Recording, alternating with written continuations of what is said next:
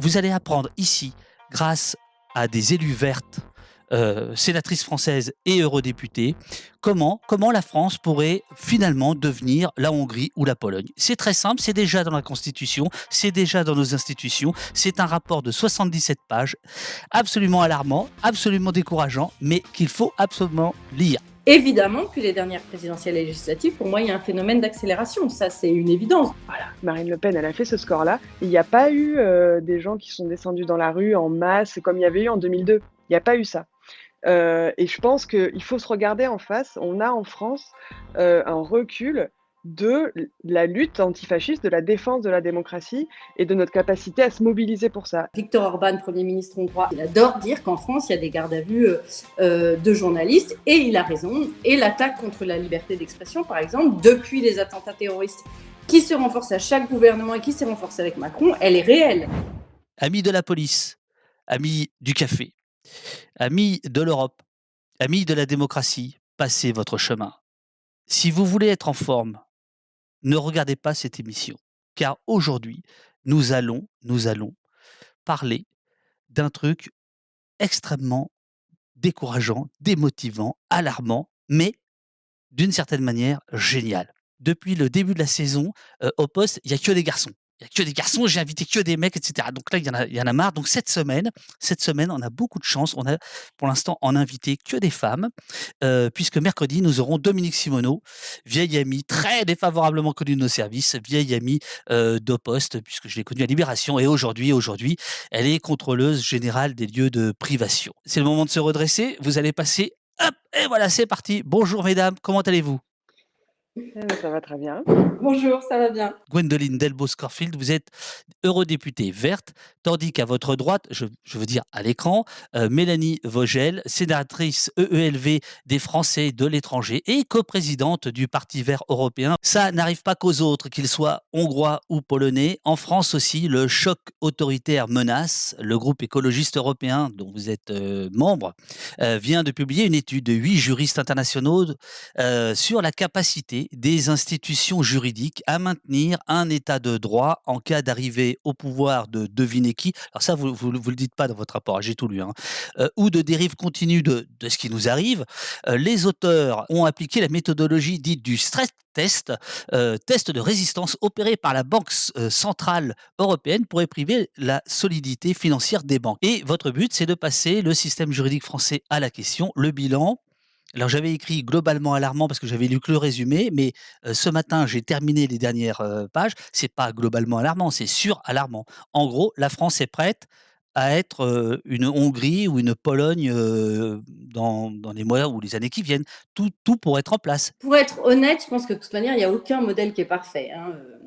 La lutte continue pour la démocratie et la bataille politique, médiatique, enfin, de la part des journalistes, de la part des ONG, des contre-pouvoirs, etc., c'est de toute manière une lutte nécessaire et continuelle, comme pour tous les droits fondamentaux, etc. Après, oui, on peut considérer que la France n'est pas la meilleure structure institutionnelle et constitutionnelle en Europe, par exemple. Après, on va être honnêtes les uns avec les autres, c'est pas non plus une grande nouvelle. Des tas de journalistes, des tas de constitutionnels l'ont dit. L'intérêt, c'était effectivement de tout établir dans un seul texte voilà. Et en plus que ça soit pas dit par des politiques ou que ce soit pas dit par des journalistes dont on sait bien qu'évidemment ils vont être biaisés et tout ça va être très idéologique, mais que ce soit des chercheurs à partir de données très pratiques comme en combien de temps on peut changer une loi constitutionnelle, en combien de temps on peut changer des administrations, en combien de temps on peut mettre au pas des universités dans le cadre des libertés académiques, etc. etc. Effectivement, la France, elle avait déjà un certain nombre de structurations fragiles, ça on le sait, depuis de toute manière la Constitution, hein. D'ailleurs, il y a des présidents qui ont écrit des bouquins dessus, hein. Mitterrand l'avait le premier Oui. dénoncé avant de s'en emparer. Et en plus, depuis, et c'est ça que moi qui m'avait alerté de toute manière, c'est que depuis 2015 et depuis les attentats terroristes, on est rentré dans un certain nombre de dérogations à divers titres. qui font qu'effectivement, on l'a fragilisé encore un peu plus, ce système, ces dernières années, ces 5-7 dernières années. Par rapport à ce que vous disiez, devinez qui? Oui, évidemment, l'idée, c'est un petit peu l'arrivée au pouvoir du Rassemblement national. Et quand on a pensé ce texte en 2020-2021, moi, c'était suite à ce que je voyais en Hongrie. Ça m'a fait, je Bien me suis sûr. dit, il faut que maintenant on travaille là-dessus, puisque je suis rapportrice du Parlement sur la Hongrie, c'est une situation que je connais bien. Donc c'était bien avant l'élection présidentielle, et évidemment le second tour de l'élection présidentielle et les législatives et l'arrivée au Parlement d'autant de députés au Rassemblement national, et de manière générale l'état de la société française qui se met dans un état de défiance par rapport à beaucoup en fait de choses, font que c'est d'autant moins rassurant. Les conditions sont là. Mélanie, vous voulez reprendre, votre amie? Ah, je vais pas la reprendre, je suis d'accord avec ce qu'elle vient de dire. L'approche du rapport, vous l'avez dit, c'est un parti pris méthodologique qui est intéressant. C'est-à-dire qu'il se demande pas: «Est-ce qu'il y a des risques que, un parti autoritaire arrive au pouvoir?» et cetera. Il se demande pas quelles sont les conditions qui permettent ça. Ils partent du principe: «OK, c'est fait. On a, un ou une présidente, de la République, qui est, d'un parti autoritaire et qui a, une majorité au Parlement. De quelle, marge de manœuvre dispose cette personne, déjà aujourd'hui, pour, entamer un scénario, comme on a pu le voir en Hongrie ou en Pologne, de démantèlement, progressif, des droits et libertés fondamentales, qui rendent ensuite, la reprise du pouvoir par les démocrates, très compliquée. C'est ça, c'est-à-dire qu'il y a pas l'effet cliquet comme on dit souvent, à l'Assemblée nationale, c'est ça? C'est-à-dire qu'on peut pas revenir en arrière, quoi? Dans la description, qu'ils font, et qui est très juste, hein, de ce qui se passe en Pologne et en Hongrie, on voit qu'il y a bon, la description de toute la méthodologie des autoritaires de prendre le pouvoir, au niveau du pouvoir judiciaire, dans les médias et cetera. La manière dont ils organisent l'accaparement du pouvoir par un clan, et ensuite à quel point, en fait, les règles du jeu sont tellement modifiées, le système électoral, le pluralisme, la liberté d'expression, la liberté d'association, les pouvoirs des partis d'opposition et cetera, qu'en fait après, pour reprendre le pouvoir, pour les démocrates, ça devient extrêmement compliqué, et c'est pour ça que ça prend parfois des années, des décennies, et que, toutes les personnes en France qui disent parfois: «Oui, bon, ben, de toute On n'a façon, qu'à essayer et s'ils puis, arrivent». si ça marche pas, on Voilà, et puis reviendra. on a tout essayé, donc voilà, et puis, ça va foutre un coup dans la fourmilière, et puis on verra bien. C'est pas vrai, parce qu'en fait, ça n'a jamais existé, hein, les fascistes qui arrivent au pouvoir et qui le rendent démocratiquement, au bout d'un mandat, et c'est ça qui est, enfin, ça c'est une des choses qui est très inquiétante. On est déjà, pour certains, la France, sous Macron, est déjà dans un régime, autoritaire, voire, alors pas autocratique, mais autoritaire. Non, parce qu'on a quand même encore une distance avec beaucoup de choses. On n'est pas dans cet état systémique de perte de démocratie. Évidemment qu'il y a des choses problématiques en France, ça, on est les premiers à le dire. Et ce qui est surtout intéressant parfois, difficile pour moi en tant que députée française qui travaille sur ces dossiers-là et qui me retrouve confrontée au gouvernement hongrois ou au gouvernement polonais, c'est que d'ailleurs, croyez-moi qu'ils savent très bien l'utiliser eux-mêmes. Oui. Et notamment, par exemple, un des grands exemples que Viktor Orban, Premier ministre hongrois, aime donner, c'est qu'en Hongrie, il n'y a pas de journalistes en prison, même pour quelques heures. La garde à vue de journalistes n'existe pas, on les censure d'une toute autre manière, on crée des telles conditions de peur, et etc., qu'ils s'autocensurent, mais c'est vrai qu'il n'y a pas de garde à vue. Et donc, il adore dire qu'en France, il y a des gardes à vue de journalistes, et il a raison. Et l'attaque contre la liberté d'expression, par exemple, depuis les attentats terroristes qui se renforce à chaque gouvernement et qui s'est renforcée avec Macron, elle est réelle. Et la concentration des médias, qui là n'est pas un fait gouvernemental, mais un fait d'oligarques en France, voilà, Bolloré, etc. Oui, cette inquiétude-là, elle est très présente. Ceci étant dit, par exemple, la justice reste grandement indépendante. On peut parfois être déçu par la justice, on peut parfois penser qu'elle est trop indulgente, etc. Mais globalement, voilà, le fait que, par exemple, Nicolas Sarkozy a pu être à plusieurs reprises jugé et condamné, je le rappelle, il y a encore 30-40 ans, on ne condamnait pas les hommes politiques, hein, c'est très malheureux, mais c'était le cas. Voilà, il y a des choses qui fonctionnent quand même bien, nos assemblées fonctionnent bien, il se trouve qu'on est dans un système présidentiel et pas un système parlementaire. Moi, j'en suis la première immense critique. Donc effectivement, nos parlements, leur puissance est petite et faible, mais le système reste démocratique. Mélanie, je pense qu'elle est absorbée par le chat, hein. Là, on l'a perdue, elle est en train de regarder le chat. Mais n'hésitez Non, pas, mais je peux faire plusieurs choses en même ah, temps. mais ça, je, Je lis le chat. et si vous voulez répondre au chat en direct, alors là, c'est le top, hein. Vous faites comme vous voulez. Mais s'il y a des choses Ok. qui vous interpellent dans le chat, n'hésitez pas, c'est vraiment Là, il y a l'idée, quoi. quelqu'un qui dit Frexit, par exemple, bah, je suis vraiment pas d'accord, hein. Ah là, il faut en dire un peu plus. Mais ce que je voulais dire, sur le rapport, dans le rapport, il y a quelque chose qui m'a passionné. Donc, vos juristes parlent en fait de régime hybride et surtout ce qu'ils disent, c'est en Hongrie et en Pologne, il n'a nullement été besoin de spectaculaire pour saboter la démocratie. Et ce qu'ils rappellent, c'est que en fait, on a une idée de l'autoritarisme, enfin je sais pas comment on dit, de l'autocratisme par des coups d'État. Alors qu'en réalité, il n'y a pas besoin de spectaculaire pour que la démocratie, perde de sa vitalité. Le problème actuellement aujourd'hui, c'est pour ça que la remarque à Macron, elle est quand même intéressante, c'est qu'effectivement, si le régime de Macron devait dériver, on ne serait pas forcément tout de suite alerté parce qu'on a cette image d'un président très démocrate. Encore une fois, les exemples derniers sont un petit peu inquiétants. Je ne dis pas du tout qu'il faut caricaturer la situation, très très loin de là, mais j'ai été impressionnée par le fait, par exemple, que Blanquer attaque les deux fameux instituteurs pour la crème chantilly sur leur visage. Ça n'avait jamais été fait avant. Manuel Valls et d'autres n'avaient jamais attaqué en justice.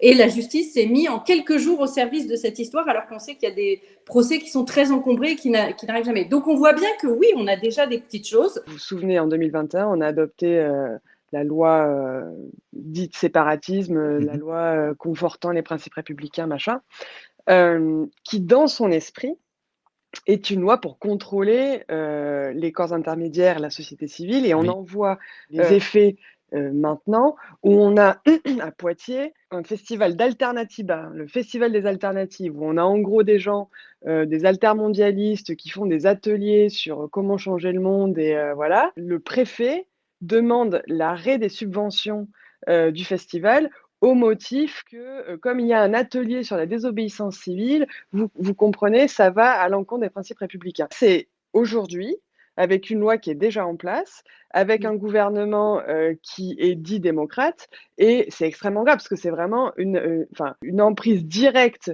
par les services de l'État, de la liberté d'association, avec une excuse absolument, enfin, c'est démentiel. On l'a vu aussi récemment, un problème très, très grave en France dans les médias, avec à la fois une concentration et un problème d'indépendance également des médias publics.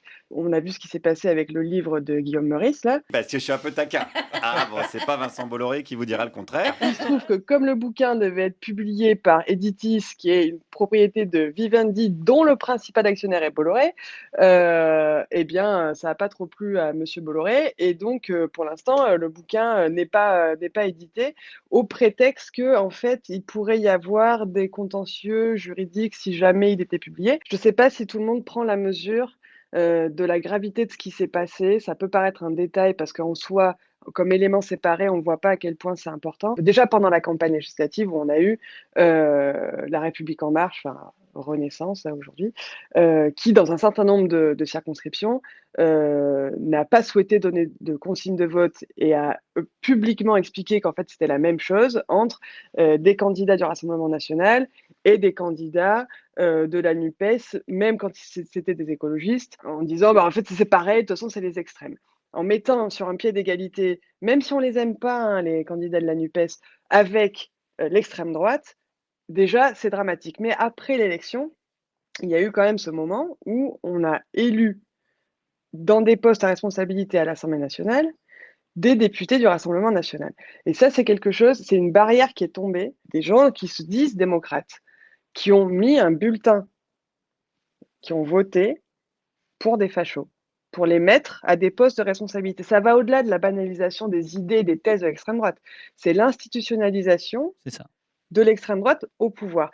Et ça, personne ne les oblige à faire ça. Ils l'ont fait librement. Ils ont mis un bulletin parce qu'il y a des gens à droite, au centre droit, des libéraux qui vont porter l'extrême droite au pouvoir parce qu'ils considèrent qu'à court terme, c'est la meilleure stratégie pour pouvoir rester au pouvoir et combattre la gauche. Le pire vient parfois de la bêtise plutôt que de la malveillance. Après les attentats terroristes, les premières lois d'urgence de François Hollande, il y avait cette espèce de conviction des socialistes que c'est pas grave parce que oui, c'est des lois qui sont compliquées, il faut des gens bien au pouvoir pour avoir des cas d'urgence, mais c'est pas grave parce que les autocrates n'arriveront jamais au pouvoir. Et ça, c'est d'une inconscience. En fait, on fait pas des lois que pour les moments faciles. On fait des lois pour tous les moments et on fait des lois qui essayent de résister le plus possible et des systèmes qui essayent de résister le plus possible. Et on se dit pas, oh ben, de toute manière, on sera toujours qu'entre nous, entre gens bien, entre gens modérés. Et donc, même si on a un cas d'exception, c'est pas grave parce que nous, on n'en abusera pas. Il peut y avoir des gens qui arrivent au pouvoir et qui en abusent, et parfois même chez les modérés. Ce que votre rapport pointe, c'est le régime constitutionnel français fortement concentré sur l'exécutif et en particulier le président de la République, qui permet dans certains cas une immixtion de l'exécutif dans le domaine du législatif. Il y a un certain nombre de garanties de l'indépendance des membres du Conseil d'État, juridiction administrative suprême de la République, qui ne résulte que de la coutume sans assise textuelle, sans texte juridique, ce qui veut dire que un régime autocratique pourrait rapidement modifier le Conseil d'État. Ce qui est fascinant, c'est que à chaque fois, vous prenez des exemples en Pologne ou en Hongrie en disant voilà comment ils ont fait et voilà comment ce qu'ils ont fait pourrait se faire en France. Si je résume à grands traits. Le statut français de la fonction publique contient un certain nombre de garanties contre la politisation de la fonction publique, mais ce statut pourrait être modifié comme l'ont fait les Hongrois. Vous parlez aussi des autorités administratives indépendantes qui ont un rôle clé dans la marche, on va dire, de la société, mais qui ont des garanties qui présentent un certain nombre de limites qui pourraient être mises à profit par un gouvernement autoritaire. Par exemple, la CNIL, la Commission de régulation de l'énergie, ça pourrait très très vite sauter. Le défenseur des droits, lui, si j'ai bien compris, il a un petit régime de faveur. C'est le plus passionnant du rapport. Vous l'avez mis à la fin comme le bouquet final, quoi. Mais vous explorez le champ des médias, le champ de la société civile et le champ universitaire, où vous expliquez comment ces choses-là vont déjà très mal en France et pour aller vite, muselées. En Pologne et alors, c'est pas tout à fait le même déclenchement dans les deux pays. En Hongrie, on a un vrai énorme problème de corruption réel. Les anciens communistes sont devenus des socialistes. Il y a quelque chose qu'on a vu dans beaucoup de pays de l'Est. Les anciens communistes ont gardé le pouvoir en devenant des socialistes. Et ils ont continué à être aux manettes d'un certain nombre de choses qui leur ont permis de détourner les fonds publics et notamment les fonds européens. Déjà à l'époque, Orban depuis a institutionnalisé le détournement de fonds européens, mais à l'époque, ce sont les socialistes. Et il y a un grand scandale de corruption du Premier ministre de l'époque. On est déjà dans un moment compliqué parce qu'évidemment, on est dans ce moment socio-économique qu'on a connu nous tous, mais les pays de l'Est comme les pays du Sud à ce moment-là vivent des moments économiquement très difficiles, donc la société est déjà pas très bien. Et effectivement, Orban apparaît comme le démocrate libéral qui est anti-corruption et qui est un chevalier blanc et qui va venir gérer tout ça. On sait déjà à l'époque qu'il a fait des choses pas bien, mais exactement comme aujourd'hui, on se rend, enfin voilà, je veux dire, le Rassemblement national est un parti connu pour un certain nombre de faits de corruption, d'emplois fictifs, etc., et d'argent un petit peu bizarre dont on ne sait pas toujours d'où il vient. Mais comme dans ce cas-là, on oublie pour Orban. Et effectivement, il arrive au pouvoir et dans l'année qui suit, il va faire des grands changements constitutionnels. En Pologne, il y a aussi ce contexte socio-économique difficile. Il n'y a pas cette histoire de corruption, de scandale de corruption, mais là, c'est plus une société qui va pas très bien et qui idéologiquement va venir se réfugier dans les idées chrétiennes et un espèce de passé nostalgique aurait été formidable. Tous les indicateurs montrent que la France est un des pays de l'Union européenne où il y a la société la plus défiante face aux journalistes, aux scientifiques, aux politiques. C'est assez terrible de voir les chiffres. On est d'accord, hein, la perte de confiance dans le système de gouvernement, on y est. Les citoyens-citoyennes votent pour rompre avec le système précédent. On peut dire que ça fait 20 ans que c'est comme ça en France. Pour moi, on est déjà à 3. Voilà. On est entre 2 et 3, je vais dire, en France, pour moi. Vous mettez des nouveaux autocrates s'emparent des pouvoirs et des contre-pouvoirs, en particulier justice, police, autorité de régulation. Mais n'est-ce pas le cas quand on voit dans certains ministères des conseillers qui viennent de Renaissance, qui viennent, voilà, bon alors qui restent pas longtemps parce que ça se sait, mais quand on voit la politique qui est menée, notamment en termes de police, là, ici on connaît bien, on est quand même dans quelque chose de, voilà, d'ailleurs votre rapport rappelle très, très bien les violences, policières faites aux manifestants et cetera. Est-ce que vous ne pensez pas qu'on est entre 2 et 3 là, très sérieusement? Il faudrait évidemment accompagner ça aussi d'un travail sociologique. Effectivement, l'état, par exemple, de la progression des idées d'extrême droite dans la police et dans l'armée. La faiblesse financière, par exemple, de la justice est un grand problème en Oui. France. Les autorités de régulation, pour l'instant, elles sont encore très indépendantes. Effectivement, la défenseur parce que c'est une dame actuellement, elle Oui, est vous avez raison. défenseur des droits et dans la Constitution, ce qui est une des grandes forces pour le coup là du système français. Par contre, à chaque fois que par exemple le gouvernement critique le défenseur des droits ou il dénigre le travail de l'Observatoire des prisons par exemple, ça, ce qu'il aime bien faire, ou qu'il dénigre effectivement la CNIL ou qu'il dénigre d'autres autorités indépendantes, oui, on frôle des choses qui sont pas bien. Il faut que le gouvernement accepte cette indépendance et accepte d'être critiqué par ces autorités indépendantes. 3, donc les nouveaux autocrates s'emparent des pouvoirs et des contre-pouvoirs. 4, la sphère publique est peu à peu dominée par le parti au pouvoir. Élimination des discours alternatifs via répression formelle ou informelle de la société civile, des journalistes, chercheurs, activistes. Vous trouvez pas que on est quand même aussi un peu là-dedans? Sincèrement, C'est pas que le parti, c'est ça. autoritaire, qui peut engager la société dans un chemin, liberticide.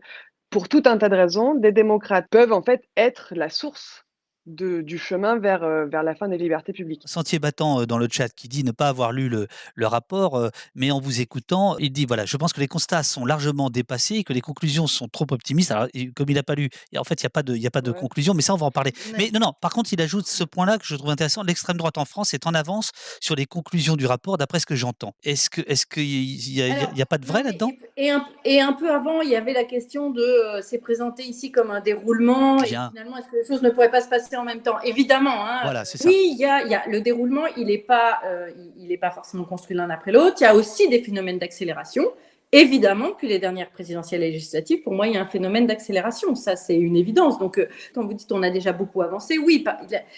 En Hongrie, par exemple, il y a deux choses majeures qui déclenchent un petit peu l'état de la société et après le fait qu'on n'arrive plus à revenir en arrière, qui sont pas des choses institutionnelles, mais qui sont des choses de la vie. C'est la lutte contre les études de genre et le départ et la poussée au départ d'une université. Donc l'université de l'Europe centrale va quitter Budapest pour partir à Vienne, tellement elle est opprimée et elle ne peut pas faire les cours comme elle le souhaite, avec des choses qui, évidemment, on dit qu'ils sont des cours idéologiques, etc. etc. C'est une université qui a formé des tas d'étudiants. Évidemment, quand en France, à Sciences Po Grenoble, on accuse Sciences Po Grenoble d'islamo-gauchisme et que jusqu'au plus haut niveau, on menace de s'emparer de ça. Là, c'est l'institution, hein, les services publics français qui disent on va peut-être contrôler ça.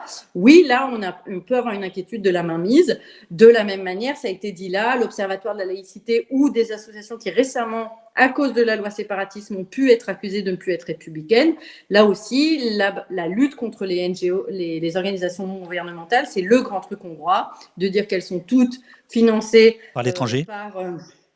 par l'étranger, par les gauchos américains, avec un relent d'antisémitisme, parce que c'est notamment un philanthrope juif qui finance tout ça. Donc voilà, et que tout ça est une traîtrise à la France. Là aussi, il y a une accélération qui, ces derniers mois, et c'est effectivement inquiétant dans ces domaines-là. Et la concentration des médias, on a des choses qui se sont accélérées plus vite que dans ce rapport et où on est déjà très inquiet. Ouais. Ce que pointent, les juristes en question, c'est, notamment la dépendance des médias privés envers l'État et la faiblesse du pluralisme. Là, on pourrait dire qu'il n'y a aucun contre-pouvoir médiatique face au RN aujourd'hui. Enfin, je veux dire, Marine Le Pen est totalement présentée comme quelqu'un de tout à fait acceptable. La manière dont les médias peuvent exister en France, surreprésentent certaines opinions politiques et certains intérêts, et ne permettent pas en réalité de faire vivre vraiment le pluralisme. Et ça s'empire avec la fin de la redevance télé et ça s'empire avec la concentration. Un certain nombre de mes collègues allemands, belges, etc. me disaient mais Zemmour il dit à l'antenne des choses qui seraient interdites dans nos pays. C'est pas possible de dire certaines des choses qu'il dit ou en tous les cas de les laisser passer. Ils ont le sentiment qu'on laisse des idées extrêmement racistes se dire tout haut ou des idées extrêmement guerrières se dire tout haut, etc. etc. Jean Bassier, il dit: «Le FN a commencé par supprimer ses les contre-pouvoirs locaux dans ces villes. Est-ce que Jean Massier a raison de dire c'est le FN qui a supprimé les contre-pouvoirs, ou est-ce qu'on peut dire que les contre-pouvoirs s'éteignent de leur pleine mort? Il n'y a pas la politique d'un côté et la société de l'autre et c'est la même chose, en fait. Donc oui, c'est vrai que, quand ils sont arrivés au pouvoir au niveau local, ce qu'a fait le Rassemblement national, c'est effectivement commencer par sucrer les subventions à tout ce qui les embêtait.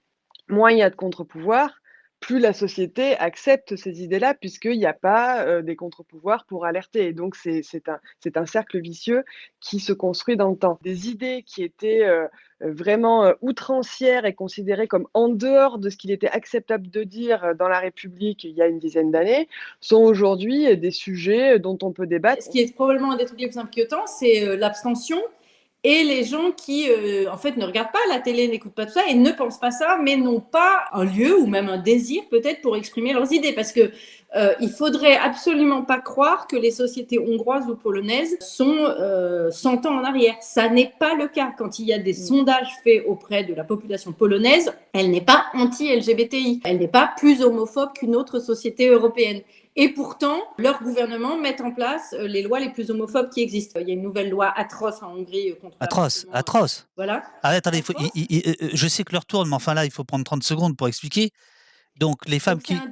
c'est un décret, c'est même pas été une loi, ça n'a été débattu nulle part. Hein, c'est un décret émis par le ministre de l'Intérieur, parce qu'ils n'ont plus de ministre de la Santé dans ce nouveau gouvernement hongrois qu'ils ont depuis quelques mois. Ils ont décidé que ça ne servait à rien, le ministre de la Santé, donc c'est le ministre de l'Intérieur qui officie.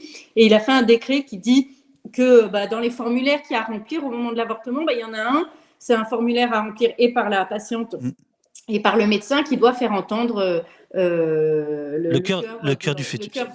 Le cœur du fœtus et s'assurer qu'elle a bien entendu le cœur du fœtus et seulement là, elle pourra prendre sa décision. Et pour quiconque a entendu ça, effectivement, c'est bouleversant. Oui, quoi. ça marche bien. Bien sûr, ça marche très fort. Oui, oui. Bien sûr. Et c'est typique de la société hongroise, hein, qui est une société, enfin typique du gouvernement hongrois, qui est un gouvernement qui ne met pas en prison, qui ne fait pas des lois atroces comme la Pologne, qui voilà, mais qui a des systèmes comme ça de censure, dit préventif, absolument terribles. Les Hongrois, ils sont pro-avortement. Il ne faut pas se dire, c'est parce que c'était des sociétés qui étaient déjà prêtes pour ça. Il y a vraiment le problème de tous ceux qui se détournent du débat public, de la confrontation d'idées, tous ceux qui se détournent de simplement de la gouvernance des choses publiques en se disant ça ne me regarde pas ou ça ne m'intéresse plus et qui en réalité du coup ne sont pas enfin, la France n'est pas une société raciste, mais on en arrive avec le Front National à 49% au deuxième tour dans la petite marge des gens qui votent, parce qu'en fait combien de gens votent? On essaie ici modestement de participer au débat public, hein, d'alimenter la machine à réfléchir, etc. Et c'est vraiment bien. Est-ce que... non, c'est pas... C'est vrai. Je suis désolée. Est-ce qu'on pourrait couper cette partie? J'ai vraiment pas compris cette question. Alors, on peut pas couper parce que c'est pas possible. Qu'est-ce qu'on fait aujourd'hui en France par rapport à ce... Une fois qu'on a lu votre rapport qui est vraiment extrêmement intéressant parce qu'il est juridique d'un côté et géographique de l'autre, puisqu'il nous explique ce qui s'est passé ailleurs et ce qui pourrait nous arriver. Et voilà, qu'est-ce qu'on fait? La démocratie, c'est pas donné, ça peut disparaître. J'appelle les gens à se mobiliser, à vraiment devenir ou redevenir vraiment antifascistes. On a un problème en France avec une espèce de d'abandon des luttes de base antifascistes. Ouais. OK, cool. Voilà, merci beaucoup. À très bientôt. Merci. Et c'était un plaisir de faire votre connaissance. À bientôt. À bientôt. Au revoir. À Au revoir. bientôt.